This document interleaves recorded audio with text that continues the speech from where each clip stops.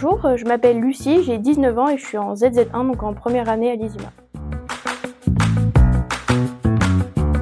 Au collège, j'avais aucune idée du métier que je voulais faire, j'étais plutôt littéraire. Et vers la fin du collège, je me suis découvert une passion pour les maths un peu, qui s'est déviée vers l'informatique. Et c'est au lycée que j'ai vraiment décidé que je voulais en faire mon métier. J'ai fait un bac général avec les spécialités physique-chimie que j'ai abandonné en première et mathématiques et NSI avec l'option maths experte. Oui, j'ai fait un peu d'informatique avant d'entrer à ISIMA parce que mon père travaille dans l'informatique et donc il m'a assez vite initiée au code un petit peu. Et j'ai commencé par gratter un peu par-ci par-là et c'est ça qui m'a vraiment donné envie de continuer. Je suis entrée à l'ISIMA par la voie de la PrEP ISIMA, donc par Parcoursup après mon bac. J'ai choisi de me former en ingénierie et plus spécifiquement dans l'informatique. Déjà l'informatique parce que c'est un domaine qui m'intéresse beaucoup. C'est un domaine très vaste aussi.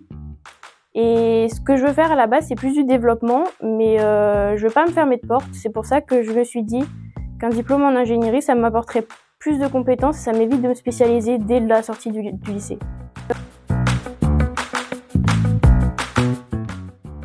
Alors j'ai pas bénéficié d'aide financière à l'ISIMA, après j'ai les aides au logement.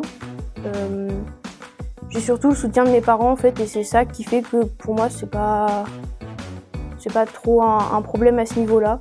Et après ça reste quand même moins cher qu'une école privée.